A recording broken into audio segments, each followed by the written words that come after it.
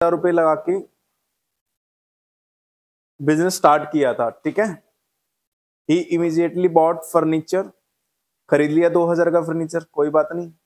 अक्टूबर को यानी after 6 months 5000 उसने अपनी वाइफ से लोन ले लिया 9% रेट के हिसाब से, ठीक है। इंटरेस्ट नॉट येट पेड, यानी उसने अपनी वाइफ से लोन लिया और अभी तक उसका ब्याज पे नहीं किया। And also introduced further capital of his own of rupees 1500, यानी 1500 रुपए की और एडिशनल कैपिटल उसने लगाई। ही Drew rupees 300 per month at the end of each month for house hold expenses. कितने रुपए की ड्रॉइंग हो गई बेटे, देखोगे एक बार। 300 इंटू 12, 12 तिये 3600 रुपए की ड्रॉइंग हो गई। और 31 मार्च की वो पोजीशन दे रहा है cash in hand sundry debtor stock. तो आपको क्या बनाना पड़ेगा इस केस में, क्लोजिंग कैपिटल निकालने के लिए क्या बनाना पड़ेगा? अफेयर कर लो तुम, statement of affairs, statement of affairs बनाओ, स्टेटमेंट ऑफ अफेयर 4025, ठीक है। इसमें एक पॉइंट ये अलग था, स्टार्टिंग के अंदर इसने क्या किया था, अपनी वाइफ से लोन लिया था। तो स्टार्टिंग में लोन लिया था तो ईयर एंड तक लोन पेंडिंग ही होगा ना। जो आप 31 मार्च की स्टेटमेंट ऑफ अफेयर बनाओगे ना, तो सारी एसेट क्वेश्चन दे रखी हैं, वो हमने वही लिखी हैं। फर्नीचर स्टार्टिंग में खरीदा था तो डेफिनेटली 1 साल का डेप्रिसिएशन माइनस होने के बाद ही वैल्यू लिखेंगे। सन्ड्री क्रेडिटर्स दे रखे थे, आउटस्टैंडिंग रेंट क्वेश्चन दे रखा था। लोन और लोन का इंटरेस्ट हमने इसमें अपनी तरफ से लिया, क्योंकि क्वेश्चन स्टार्टिंग में बोला था कि हमने मतलब ओनर ने अपनी वाइफ से 5000 का लोन लिया। तो बेटे साल के स्टार्ट में अगर लोन लिया तो ईयर एंड में बाकी होगा ना, वो तो आएगा ही आएगा लोन। और ब्रैकेट में कह रहा था इंटरेस्ट नॉट येट पेड, यानी इंटरेस्ट अभी तक पे नहीं हुआ, तो वो भी आएगा आउटस्टैंडिंग इंटरेस्ट 6 मंथ्स का। तो ये 2 पॉइंट आपको लिखने थे इस क्वेश्चन में, बाकी तो कुछ था नहीं अलग, सिंपल था। 12 पढ़ो। 12 में देखो, क्वेश्चन नंबर 12 में आपको ना 2 कॉलम दे रखे हैं, 1 अप्रैल 2023 और 31 मार्च 2024। तो जो 1 अप्रैल 2023 की फिगर है बेटे सारी, उसके लिए आपको स्टेटमेंट ऑफ अफेयर्स ओपनिंग वाली बनानी पड़ेगी और मार्च के लिए क्लोजिंग स्टेटमेंट ऑफ अफेयर्स बनानी पड़ेगी, ठीक है। लेकिन नीचे कह रहा है question during the year drawings, कितनी है ड्रॉइंग्स, वो तो इस स्टेटमेंट में काम आएंगी। 5 लाख की ड्रॉइंग, स्टेटमेंट ऑफ अफेयर्स में ड्रॉइंग का कोई काम नहीं। And invested 2.5 lakh additional capital, वो भी इसमें काम आएगी, स्टेटमेंट ऑफ अफेयर्स में उसका कोई काम नहीं है। आगे कह रहा है बस प्रॉफिट निकालो और स्टेटमेंट बनाओ। तो स्टेटमेंट ऑफ अफेयर्स कितनी बनेंगी? 2, एक ओपनिंग और एक स्टेटमेंट ऑफ अफेयर्स मतलब बैलेंस शीट, ठीक है। और ओपनिंग बैलेंस शीट में ओपनिंग फिगर डाल देना, क्लोजिंग बैलेंस शीट में क्लोजिंग फिगर डाल देना। कर लोगे? रहने दो, छोड़ दो। क्वेश्चन नंबर 13 पे आ जाओ। From the following information relating to the business of Abhay, इसमें भी 2 दे रखे हैं, 1 अप्रैल और 31 मार्च। तो इसमें भी 2 स्टेटमेंट ऑफ अफेयर्स बनानी पड़ेंगी, एक ओपनिंग और एक क्लोजिंग। इसमें बैंक बैलेंस दे रखा है बेटा, एक दे रखा है नहीं दे रखा? बैंक बैलेंस में 200 रुपए लिखे हैं, लिखे नहीं लिखे? बैंक बैलेंस में ब्रैकेट में क्या लिखा है?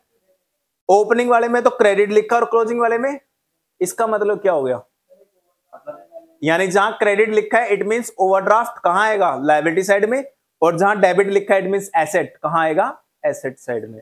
यानी जब आप बेटे स्टेटमेंट ऑफ अफेयर्स बनाओगे तो ओपनिंग स्टेटमेंट ऑफ अफेयर्स में 200 रुपए लायबिलिटी साइड में आएंगे। क्यों आएंगे लायबिलिटी साइड में? सीआर लिखा है, सीआर मतलब क्रेडिट बैलेंस है, और क्रेडिट बैलेंस बता दो किसका होता है? Liability asset. तो ये बैलेंस 200 रुपए कहां जाएगा? लायबिलिटी साइड में। एक तो ये पॉइंट है। आगे कह रहा है अभय ने 4100 रुपए की ड्रॉइंग करी है, ड्रॉइंग तो यहां स्टेटमेंट में आएंगी। एडिशनल कैपिटल 300 रुपए लगाई है, यहां आएंगी। फर्नीचर और मशीनरी डेप्रिसिएट हो रही है बेटे। मशीनरी कितने परसेंट हो रही है डेप्रिसिएट? 10%। मशीनरी ओपनिंग में कितनी थी, क्लोजिंग में कितनी थी? अब ऐसा तो हो नहीं सकता कि मशीनरी ओपनिंग बैलेंस शीट में भी 8 आए और क्लोजिंग में भी 8 आए, 10% माइनस करके। यानी जब ये ओपनिंग बनाओगे तो मशीनरी पूरी 8000 लिखोगे, और जब क्लोजिंग बैलेंस शीट बनाओगे तो मशीनरी 7200, यानी 10% माइनस करने के बाद लिखोगे। डिफरेंस समझ में आया आप लोगों को? कर लोगे आराम से इस। हाँ जी, बैंक बैलेंस में बेटा एक ओवरड्राफ्ट है और एक एसेट है। एसेट के बैलेंस डेबिट होते हैं, ओवरड्राफ्ट के बैलेंस क्रेडिट होते हैं।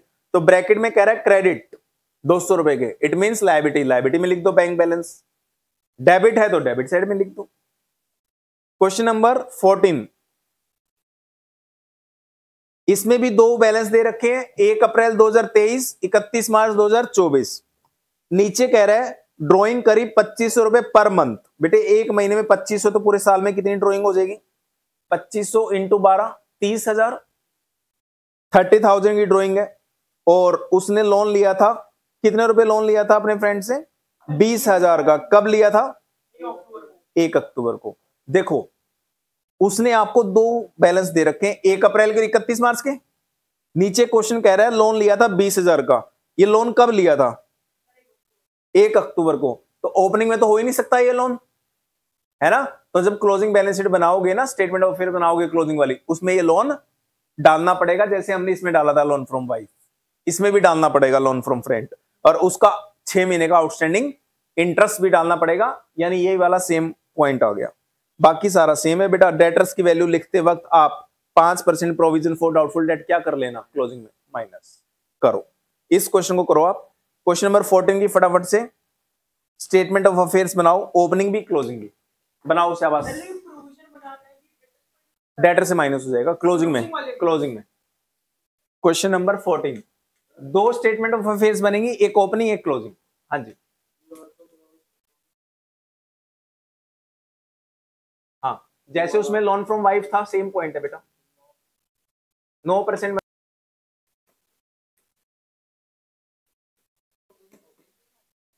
नहीं, ओपनिंग बैलेंस थोड़ी चेंज हो सकते हैं।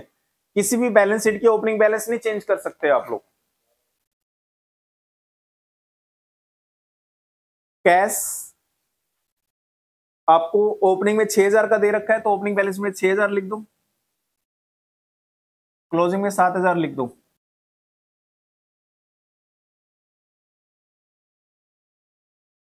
क्वेश्चन नंबर 15 पढ़ो, ये है मजेदार क्वेश्चन।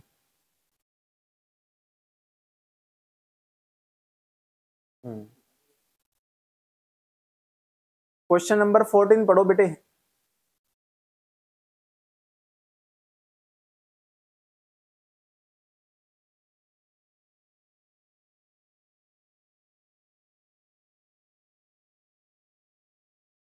अरे सेम है लाओ, कोई फर्क नहीं है।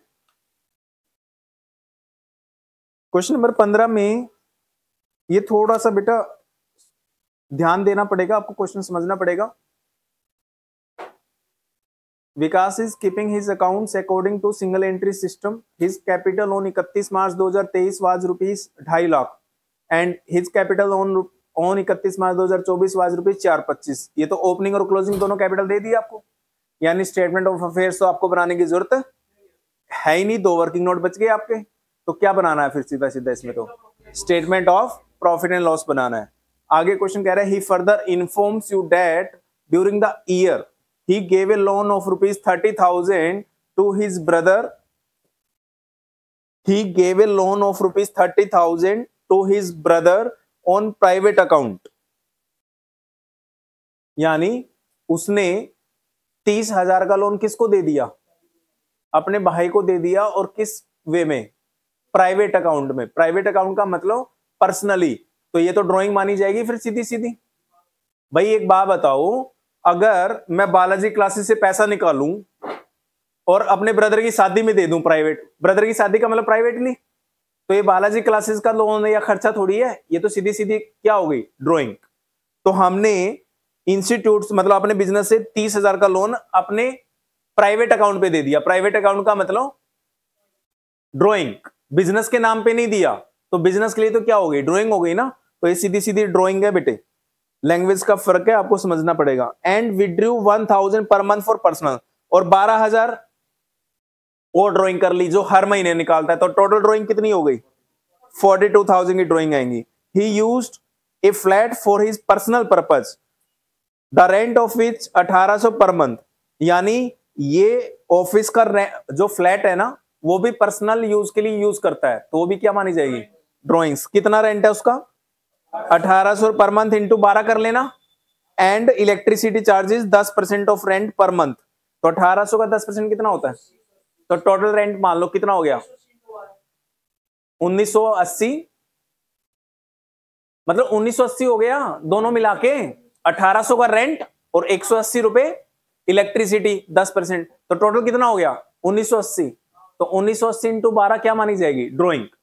तो बेटा कितनी ड्राइंग दे रखी है इसमें, 3 ड्राइंग, 3 टाइप की ड्राइंग है। पहली ड्राइंग क्या थी, उसने बिजनेस का पैसा अपने ब्रदर को दे दिया, बिजनेस का पैसा किसको दे दिया, on private account. Private account का मतलब ये बिजनेस ने लोन नहीं दिया, अगर ये बिजनेस ने लोन दिया होता तो ये बिजनेस का क्या माना जाता, लोन, लेकिन ये प्राइवेट अकाउंट पे है बेटा, ये बिजनेस का लोन नहीं है, इसको हम क्या ट्रीट करेंगे, ड्राइंग।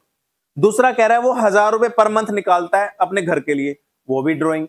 तीसरा कह रहा है वो ऑफिस का फ्लैट यूज कर रहा है, वो भी ड्राइंग। तो 3 प्रकार की ड्राइंग है, समझ गए, तीनों ड्राइंग को प्लस कर लेना और इस स्टेटमेंट में ड्राइंग को क्या कर देना, क्लोजिंग कैपिटल में प्लस। आगे क्वेश्चन पढ़ो। During the year he sold his 7% government bonds, उसके पास ना अपने 7% जो लिखा होता है ना बेटा, this is rate of interest, उसके गवर्नमेंट बॉन्ड थे 50,000 के, एट 1% प्रीमियम सोल्ड कर दिए 1% प्रीमियम पे। 1% प्रीमियम मतलब 1% प्रॉफिट, तो 50,000 का 1% कितना होता है 500। तो उसने अपने जो गवर्नमेंट बॉन्ड्स थे कितने रुपए में बेचे होंगे 5,500, 50,500। और आगे क्या लिखा है, broad that money into the business, वो पैसा वो बिजनेस में ले आया है, तो 50,500 की क्या हो गई एडिशनल कैपिटल। इसमें क्या करते हो, देखो बड़ा आसान, देखो इतना बड़ा पैराग्राफ दे दिया कंफ्यूज करने के लिए, है कुछ भी नहीं। क्वेश्चन है क्लोजिंग कैपिटल दे रखी है आपको, प्लस कर लेना। ड्राइंग आप प्लस करते हो, लेकिन इस क्वेश्चन में ड्राइंग 3 प्रकार की दे रखी है। एक, उसने प्राइवेट अकाउंट पे अपने ब्रदर को लोन दिया, प्राइवेट अकाउंट पे देने का मतलब ये बिजनेस का लोन नहीं है, ये बिजनेस के लिए तो ड्राइंग हो गई।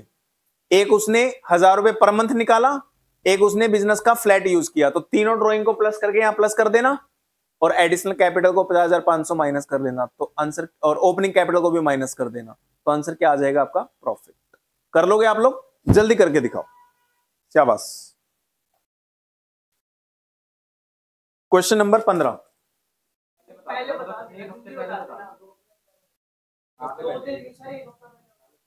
देखो बेटे लगातार अब 2 क्लास में कराऊंगा रिविजन्स मोटा मोटे सारे चैप्टरों की, एक एक क्वेश्चन 2-2 क्वेश्चन तुम्हें ब्रीफ करूंगा पूरा सिलेबस, ठीक है। जो तुम्हारे दिमाग के ऊपर थोड़ी सी मिट्टी जम गई होगी उसको कपड़े से झाड़ देंगे, है ना। सारे चैप्टर तरोताजा भी तो करने हैं ना।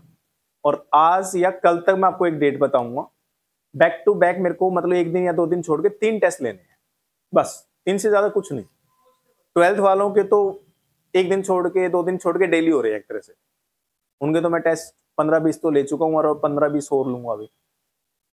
बट तुम्हारा क्योंकि सिलेबस ही लेट स्टार्ट होता है और लेट खत्म होता है, और क्योंकि बेसिक्स होते हैं तुम्हारे, तुम्हें पढ़ना होता है, तो उसके हिसाब से मैं थोड़ा डिले करता हूँ जानबूझ के, ताकि तुम्हारे कॉन्सेप्ट बड़े स्ट्रॉन्ग रहे। आगे कभी भी जाओगे तो अब तुम्हारे 11th क्लास के जो नंबर कितने भी आए, लेकिन जो कॉन्सेप्ट बैठ गए दिमाग में वो लाइफ टाइम तक नहीं भूलने वाले। तो इसलिए 3 टेस्ट बहुत है। अगर दिल से किसने 3 टेस्ट दे दिए तो बेटे उसको जरूरत नहीं है वो टेस्ट देने, फुल सिलेबस। अब एक एक चैप्टर के टेस्ट क्या लें, ठीक है। अब क्वेश्चन नंबर 16 पे आ जाओ, फटाफट से 2 क्वेश्चन रह गए, पढ़ लेते हैं इनको भी, फिर अपना सिलेबस खत्म करते हैं। Question number 16, Gurman a retailer has not maintained proper books of accounts but it has been possible to obtain the following details last year और दिस ईयर। लास्ट ईयर मतलब कौन सी स्टेटमेंट ऑफ अफेयर्स बनेगी, opening, और this year मतलब कौन सी बनेगी, क्लोजिंग स्टेटमेंट ऑफ अफेयर्स। सारी एसेट लायबिलिटी दे रखी है, आप बनाई लोगे तो नीचे एडजस्टमेंट पढ़ते हैं। Fittings, so fittings are to be depreciated by 780, opening में माइनस होगी या क्लोजिंग में, क्लोजिंग में। कहां है इसमें दे रखी है एसेट, कहीं दे रखी है। ओपनिंग में कितनी दे रखी है 7,250, वो तो वही आएगी। क्लोजिंग में कितनी दे रखी है 7,800, उसमें से माइनस कर देना 780, ठीक है। उसके बाद ग्रोन, गुरमान हैज ड्रोन 100 रुपए पर वीक। एक साल में कितने वीक होते हैं 52, 52 वीक, तो 52 इंटू 100, 5200 रुपए, तो 5200 रुपए की ड्रॉइंग्स है, ठीक है।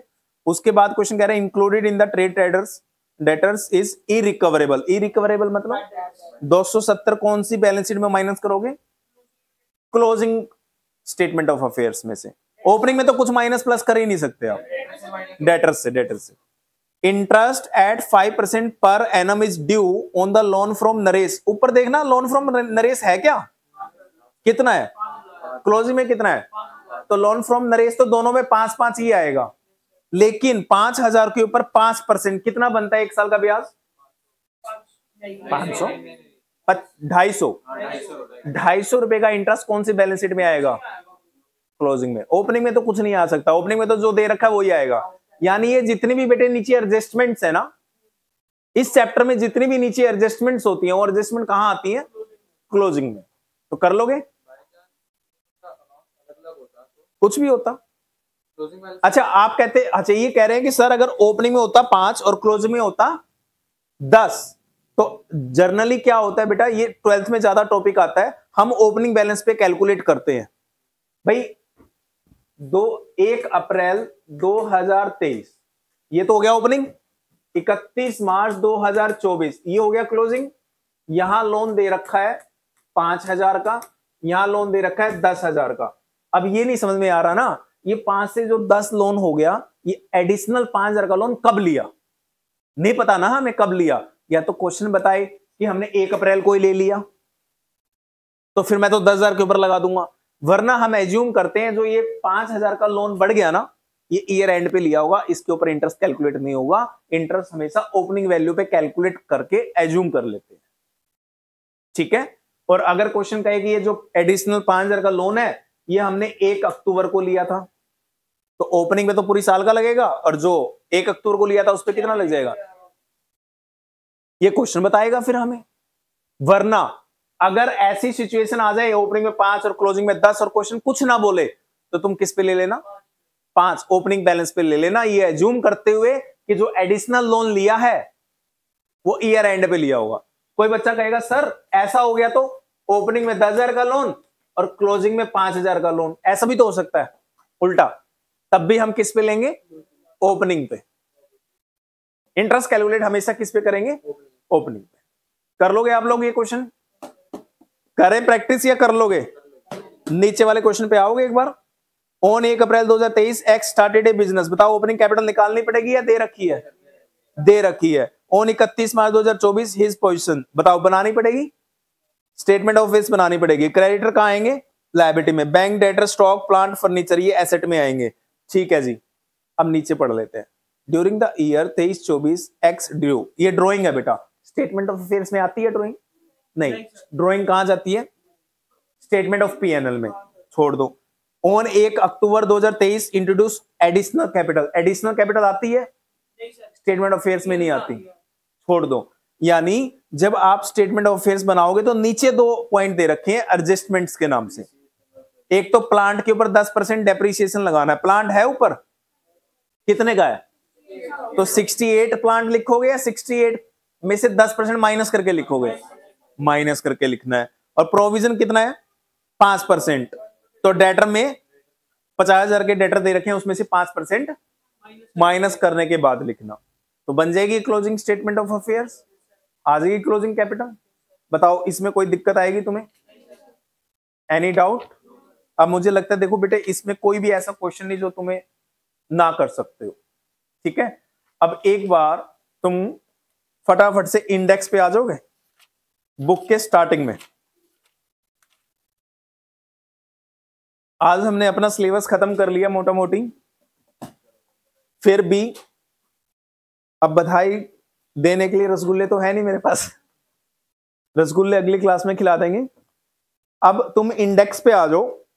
देखो इंडेक्स में अगर तुम कहो कि जो मेन चैप्टर है जिसमें से बड़े क्वेश्चंस आएंगे, 6-6 नंबर के क्वेश्चंस होंगे बेटे, ठीक है, उसमें से एक चैप्टर आपका यही वाला है, adjustments in the preparation of final, जिसमें ट्रेडिंग पेनल बैलेंस शीट 6 नंबर का क्वेश्चन आएगा आपका। एक रेक्टिफिकेशन ऑफ एरर्स है, हाँ एक डेप्रिसिएशन है, 6 नंबर का क्वेश्चन आएगा ही आएगा। बैंक रिकंसिलिएशन स्टेटमेंट है बेटा, 6 नंबर का आएगा ही आएगा। कैश बुक 6 नंबर का आएगा आएगा। जर्नल 6 नंबर का आएगा आएगा। तो 6 नंबर के कम से कम कितने क्वेश्चन हो गए? बीआरएस बोला है ना बेटे। अकाउंटिंग इक्वेशन में 6 नंबर नहीं, 5 नंबर का या 3 का बस। जीएसटी में भी 3 या 4 नंबर का आ सकता है। जीएसटी हम दोबारा कर लेंगे, उसमें भी कोई दिक्कत नहीं है, ठीक है। डेप्रिसिएशन भी दोबारा करवा देंगे, उसमें भी कोई दिक्कत नहीं है, ठीक है। लेकिन डेप्रिसिएशन को करने के लिए ना, अगर हम डेप्रिसिएशन को दोबारा करेंगे तो उसके लिए हमें थोड़ा टाइम चाहिएगा। फिर जिनके पेपर मान लो फर्स्ट वीक में है, वो बच्चे डेप्रिसिएशन दोबारा नहीं कर पाएंगे। अगर उनको दोबारा करना है तो उनको फिर मेरे से अलग से क्लास लेनी पड़ेगी 1 to 1, क्योंकि पूरी क्लास को करवाऊंगा तो कम से कम डेप्रिसिएशन को करने में 4 से 5 क्लास तो चाहिए। मोटा मोटी तो तुम्हें डेप्रिसिएशन का मतलब तो पता ही है। मेरे को इंट्रोडक्शन देने की तो जरूरत है नहीं, मेरे को ये तो बताने की जरूरत है नहीं कि मशीनरी अकाउंट कैसे बनता है, मोटा मोटी तो तुम्हें पता है। फिर भी मैं तुम्हारी क्वेश्चनों की प्रैक्टिस करवा दूंगा, ठीक है। कोशिश करेंगे कि कर ले, राइट। उसके बाद हमें ये सारे चैप्टर एक बार 2 क्लास लगा के रिवाइज करने, ठीक है। अगर तुम कहते हो कल करवा दो तो कल करा देता हूं डेप्रिसिएशन। अच्छा, तो फिर